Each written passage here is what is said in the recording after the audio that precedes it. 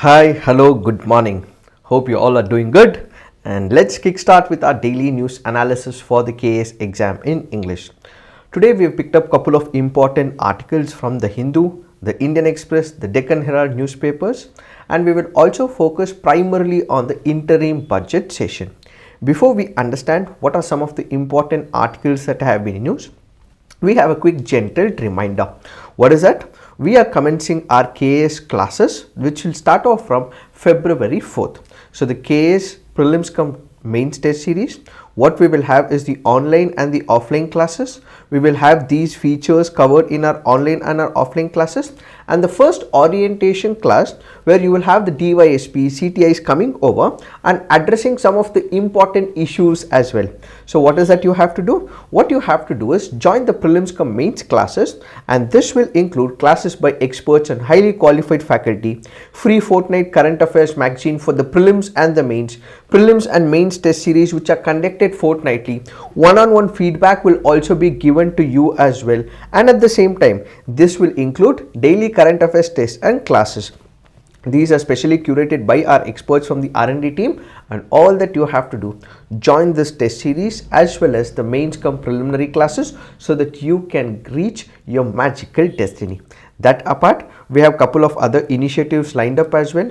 We also have the CSAT with the Spardha Lines. So these classes will be taken up by Manjunath Badagisa, and he has rich experience of more than 20 years of teaching. So if at all you join the Spardha Lines classes, I'm sure you will be able to clear this examination and you will be able to reach your magical destiny as well. Don't just dream about success, make it a reality with Spardha Lines, and we have the test series, KAS mains test series, KAS mains test series with one-on-one feedback, so on and so forth. So what are you waiting for? Join the Spardha Lines test series and you would be able to crack this exam in an easy way. Now let's look into the first article. Before we understand what this article is in greater detail, this article primarily speaks about the interim budget. What we had yesterday on February 1st, 2024 happens to be an interim budget. Now the question is, what is the difference between interim budget and the main budget? When we speak about interim budget, what exactly happens? This is a budget that is released by the government when it is in a transition period. What do I mean by transition period? This is where the elections will be conducted in the month of April. So we will have another government which may come in place. We may have a new political party which may get elected, or it can be the same political party which will form the government as well.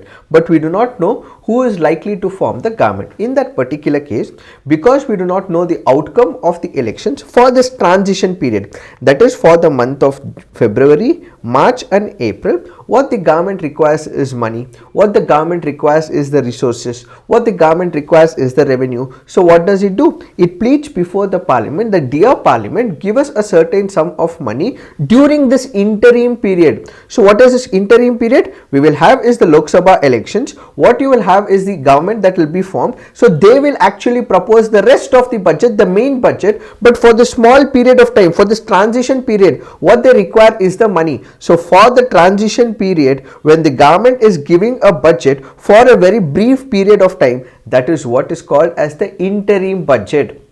So remember, interim budget is when there is a transition that is occurring because there are going to be some elections in the month of April for a brief period. When the government is giving out the budget, that is what is called as the interim budget. So yesterday, whatever happened, what we had was the interim budget. In case you have any queries right now, you can put it on our comment section and I'll make sure that I will answer all your queries as well.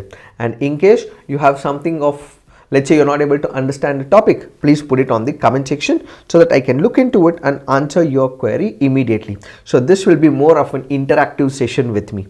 Now what is that we have to do? Whenever there is an interim budget that comes into the picture, there is something called as the economic survey.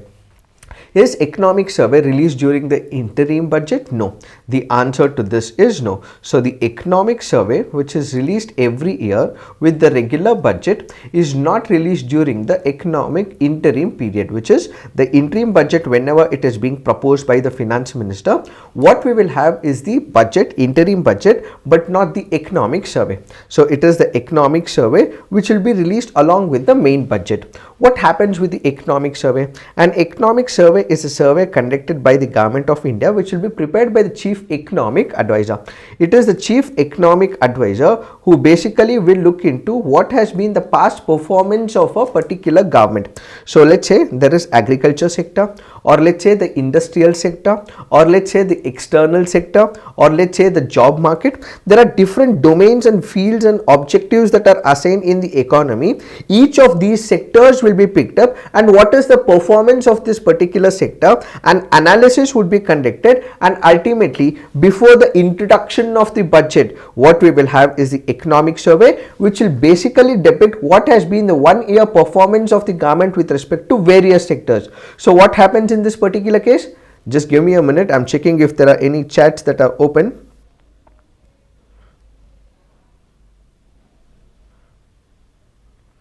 So in case you have any messages you want to put in your comment section, please put it on the comment section so that I can pick up your queries as well. So what is that we have to do? So when it comes to chief economic survey, it is the chief economic advisor who prepares this. It is the past 1 year performance about how the industry or the agriculture sector, so on and so forth, has performed. But during the interim budget, will economic survey be released? No, that happens to be another important parameter. So this is what is interim budget. Now we had the finance minister who had given what is called as the interim budget in our yesterday's interim budget. So the interim budget has come up with couple of additions as well. It has come up with some of the guarantee schemes and programs, and at the same time the interim budget has allocated 86,000 crore for the rural employment scheme, which is an almost 43.33% raise from the allocation in the last budget. KY is actually asking my name. Yes, my name is Ajay Narayan and I'm also an advocate practicing before the Honorable High Court. So in case you have any questions, KY, please do put it on the comment section so that I can answer your queries. Now coming back to the job guarantee scheme. What is the Manrega scheme? This article here is basically speaking about the Manrega scheme. What is the Manrega scheme? It aims to enhance livelihood security in rural areas by providing at least 100 days of wage employment in a financial year to every household whose adult members volunteer to do unskilled manual work. What do we understand by this? What is unskilled manual work? Let's say for example, I am a person who is doing farming. So during a particular period of time, I am engaged in farming activities. I am engaged in, let's say for example, farming activities like growing of paddy or growing of any other products. So during this brief period, what we have is people in the agricultural sector. They are employed in the agricultural sector. But the agriculture as a whole will not be there for 365 days. Some of the days I may not have work as well, but I require a fixed source of income coming into my kitty as well. So what do? I go join the Manrega. I give an application, I plead before the Gram Sabha. I actually ask that, dear Gram Panchayat, please give me 100 days of wage employment. So what is that they do? They accept their application and subsequently they will be provided unskilled manual work. So what is this unskilled manual work? Let's say for example, I have to lay infrastructural roads, so I have to dig something, or let's say for example there is physical labor that is involved. In all these kind of works I am employed and ultimately I would be doing unskilled manual work. So the Manrega was initiated with the objective of enhancing livelihood security in rural areas by providing at least 100 days of guaranteed wage employment in a financial year. Another aim of Manrega is to create durable assets such as roads, canals, ponds and wells. So if at all they want to create these permanent assets, these people would be engaged in creation of such assets. Employment is to be provided within 5 km of the applicant's residence. Let's say for example, if this is the location of the applicant, within 5 km from the radius of his house, he should be provided this unskilled manual work, and minimum wages are to be paid. If work is not provided within 15 days of applying applicants, they are also entitled to unemployment allowance. Thus, employment under Manrega is a legal entitlement. This happens to be a legal right. It is a right that the law gives and you would be able to exercise it. This is also what is called as the rights-based approach. What is a right-based approach? It is a right which a law guarantees you. So you would be able to procure or you would be able to make use of this particular mechanism. Let's say, for example, the right to information. What is right to information? You would be able to ask information from the government officials and the government authorities and from the government about a particular scheme which the government is involved in, or about a particular officer who happens to be a public sector officer. In this particular case, you are seeking the information. So the right that you can seek this information is given under the right to information. Similarly, in Manrega, it happens to be a right-based approach where they are supposed to give you 100 days of unskilled manual work. That is the right. So you can exercise that right. So Manrega also happens to be what is called as the right-based approach. So Manrega is to be implemented mainly by the Gram Panchayats. The involvement of contractors is banned. Labor-intensive tasks like creating infrastructure, water harvesting, drone relief and flood control are also preferred as well. So as and when we speak about Manrega, remember Manrega is one of the programs which was also created to prevent these farming community or the farmers to move from the rural areas to the urban areas. Why? Because there was massive migration that was happening from the rural to the urban areas, and the urban areas were also choking and there was a lot of congestion, and they also wanted people to live in the rural areas. The heart of India is in the rural India. So they wanted to prevent this massive migration, and that is why this program was initiated back in the year 2005. That is what this Manrega scheme is all about. And remember, at least 33% will also have to be reserved for the women under the Manrega program. This can also be important from your preliminary examination. So what does this article say? This article says that there has not been a substantial increase when it comes to the allocation of the funds when it comes to the Manrega. So the Manrega is where you have the central government. The central government will make a certain amount of investment, or it will ensure that a certain amount of budget is given to the Manrega. But during this process or during this progress of years that you see, for the past few years that you encounter in Manrega, this article primarily goes on to say there has not been a substantial increase in the investments for the Manrega. And at the same time, when you look at a couple of programs, and for example the state of West Bengal as well, the central government was supposed to pay a certain sum of money for the past year. So if you take 86,000 crore for the rural employment scheme, the minute it is released, it is for the past allotment, it is for the past whatever program that has been initiated, it is for the past consideration. So during this process, the author goes on to say, when the money that is released by the government of India goes for the past performance, the amount that is left over for this period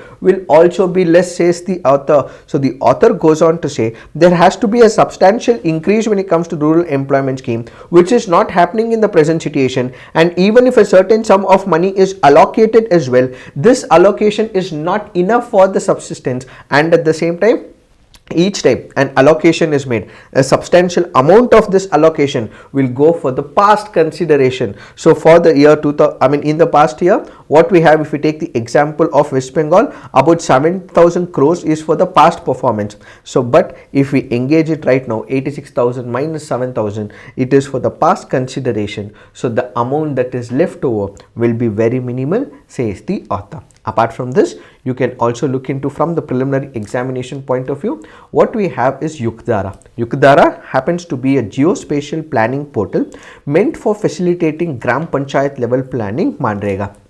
So what is Yukdara? Yukdara happens to be a geospatial planning portal. What is it meant for? It is meant for planning the activities of the Manrega. So it is the Department of Rural Development which has left no stone unturned in emphasizing the need for geospatial approach. This can be very, very important from the preliminary examination point of view.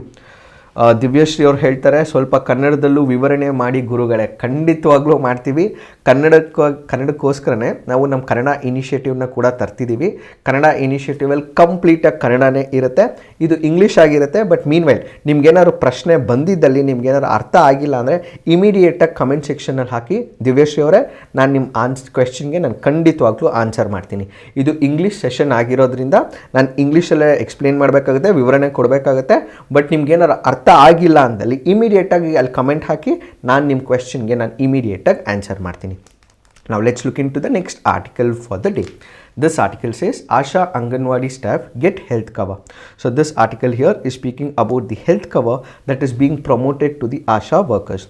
One important parameter that you have to focus is on this UWin platform. This can possibly be asked in your preliminary examination. So what is this UWin platform? For the health sector, the minister said that India would utilize the services of the newly designed UWin platform for managing immunization and intensified efforts of Mission Indradhanush. What is this Mission Indradhanush? Mission Indradhanush is where we would be administering vaccines to the people in our country. So as and when there is a vaccination program that has to be given to the people, the children, the people and the adult society, what we have is the efforts that have been put out through Mission Indradhanush. So in order to make this mission successful for the vaccination, what we have is a UWin platform. So this UWin platform basically will help in managing the immunization, intensified efforts of Mission Indradhanush to be rolled out expeditiously, maternity child care schemes proposed to be integrated. So what do we understand by this? Let's say for example, to which person this vaccine has been given, to which person this vaccine has been given, in which region, how many doses of vaccine has been given. So what we require is a concurrent data about all the data and the statistics. How do we know about it? For which a UWin platform has been designed.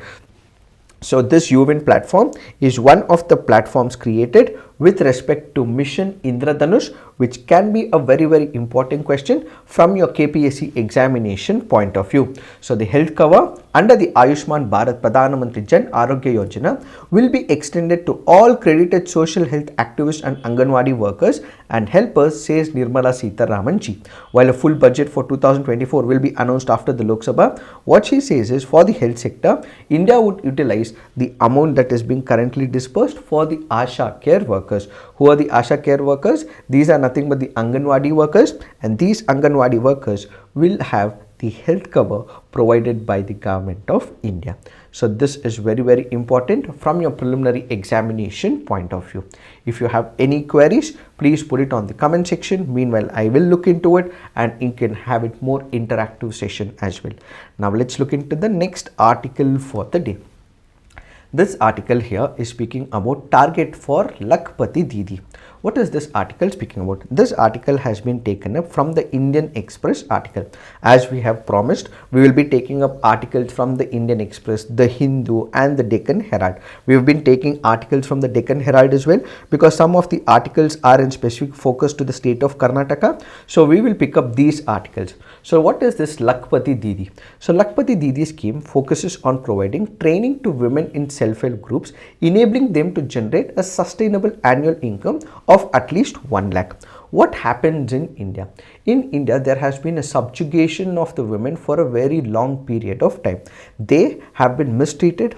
We have a sloka which is Yatra Naryastu Pujante Ramante Tatra Devataha, where women reside, God resides in that particular place. Unfortunately, in few situations in India, we do not respect the women. We treat them in a very odd manner. We subjugate them, which is unfortunately happening even now in few pockets as well. So in this particular backdrop, the government of India wanted to empower them. Empower how? Economic prosperity, economic empowerment. So how do I do it? There is a self-help group. What is a self-help group? Let's say for example, there are about 10 or 20 people, that is women, who come together. They decide that we will ensure that we invest, let's say, about 1,000 each.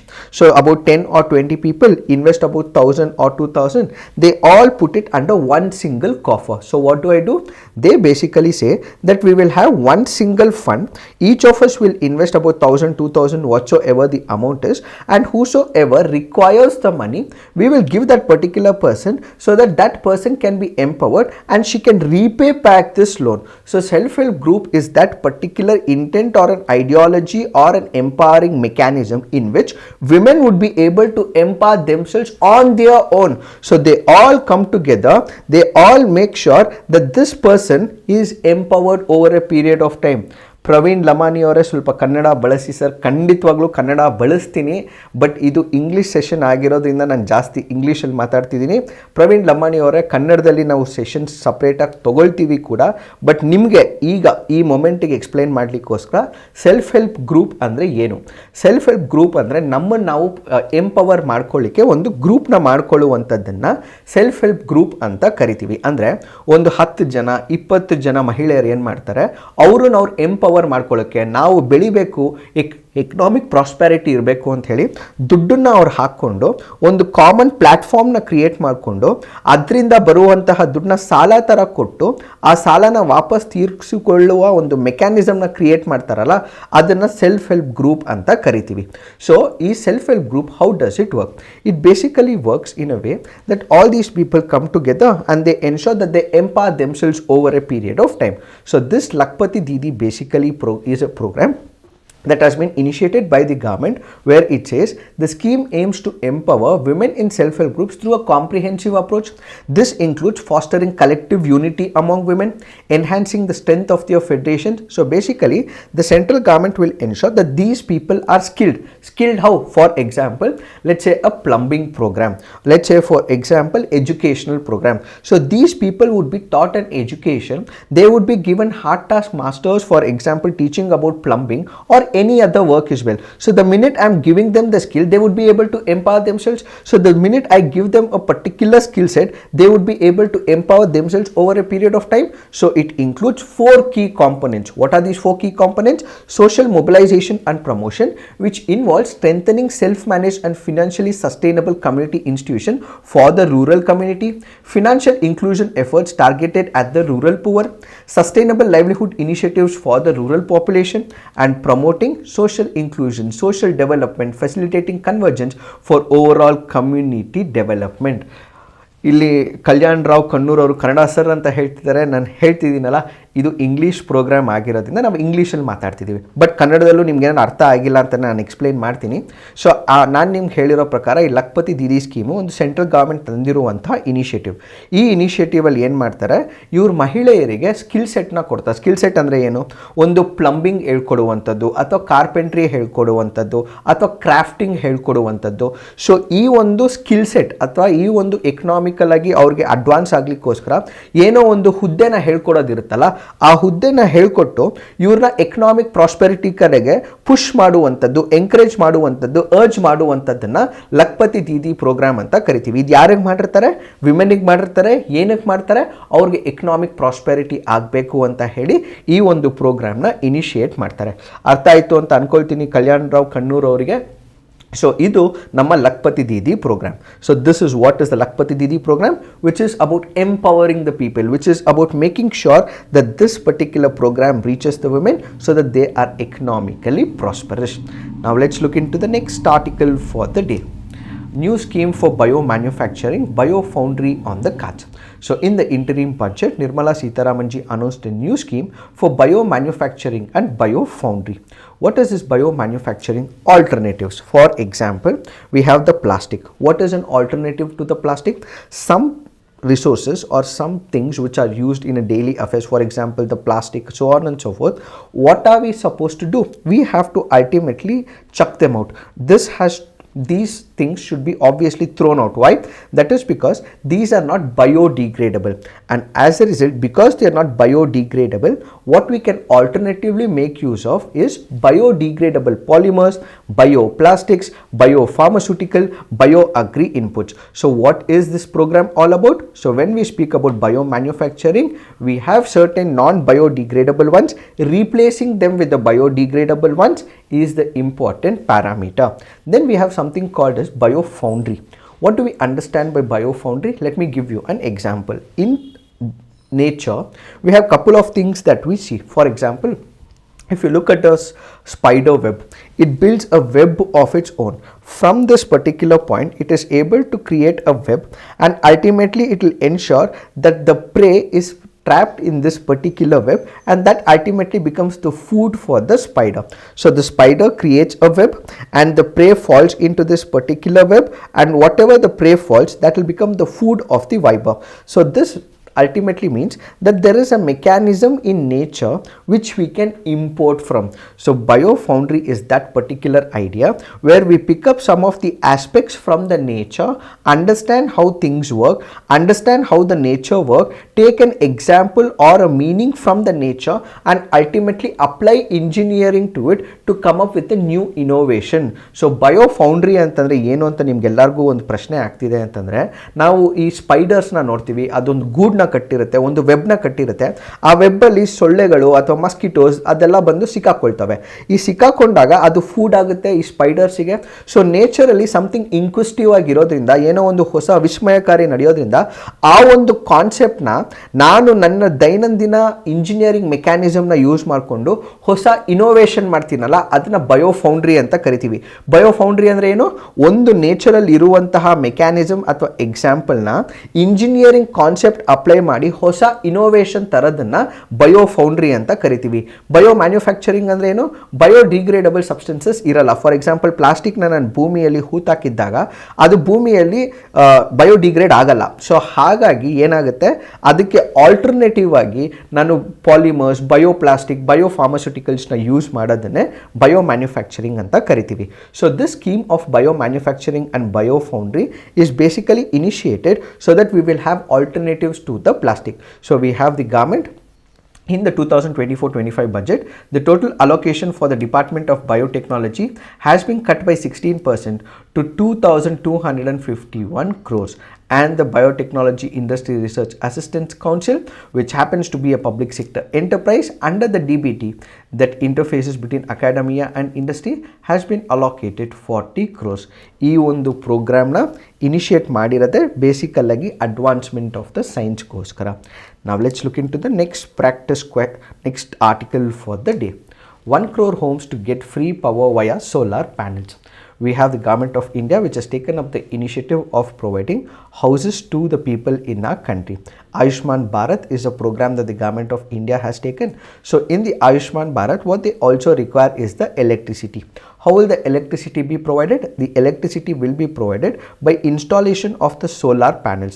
So through the installation of the solar panels, we would be making use of the renewable energy, and ultimately when the solar panels are installed, it will generate a certain energy.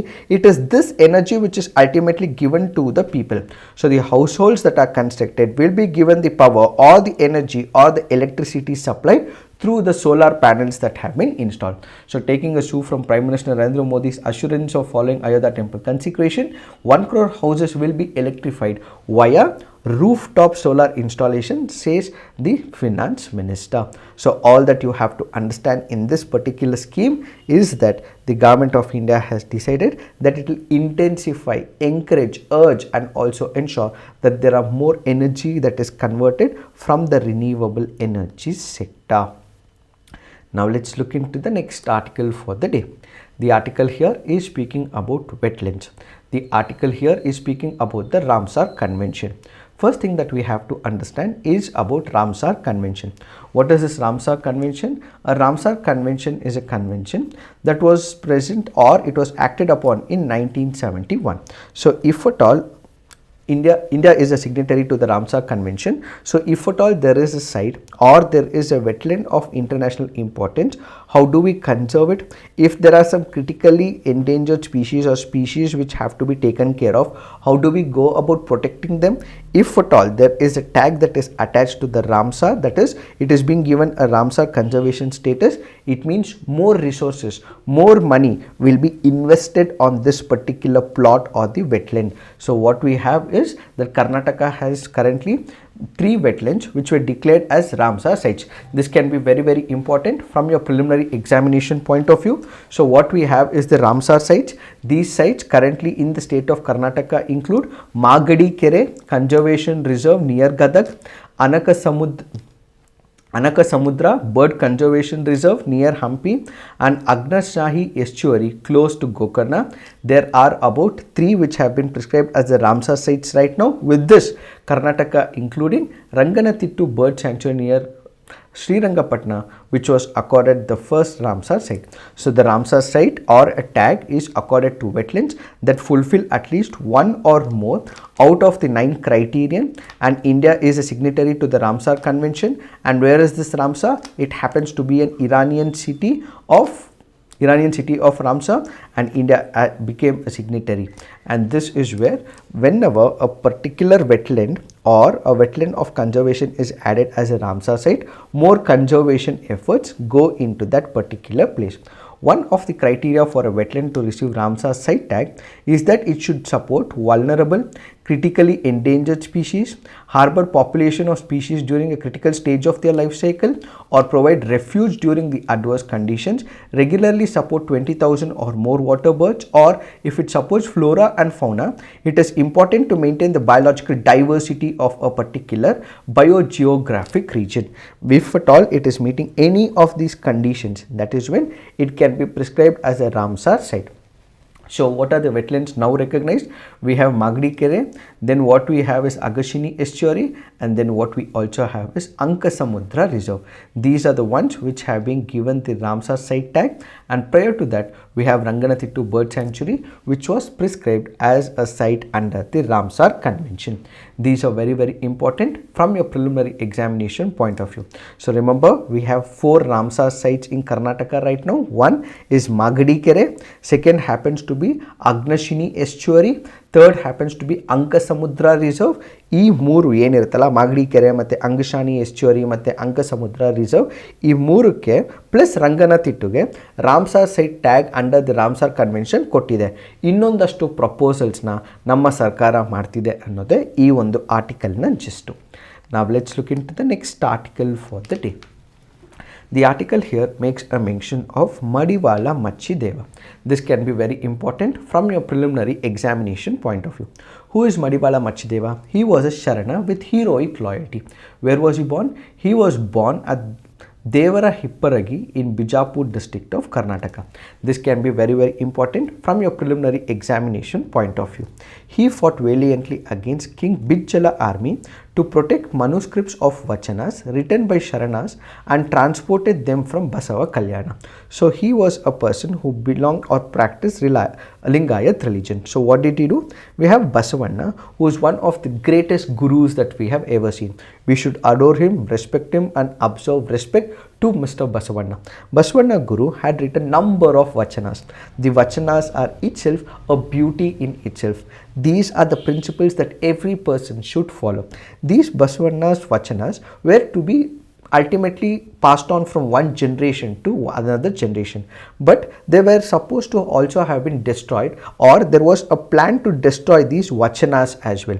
That is where we have Madiwala Machideva, who fought valiantly against few people and ultimately safeguarded these Vachanas so that it is ultimately transformed from one generation to another generation. So Madiwala Machideva was born in Devara Hipparagi in Bijapur district of Karnataka. First important parameter, what did he do? He was a valiant soldier who safeguarded the Vachanas of Basavanna, and ultimately he followed Lingayat Dharma given by Vishwaguru Basavanna. Because he was able to safeguard the Vachanas written by Basavanna, he is called as the great valiant warrior.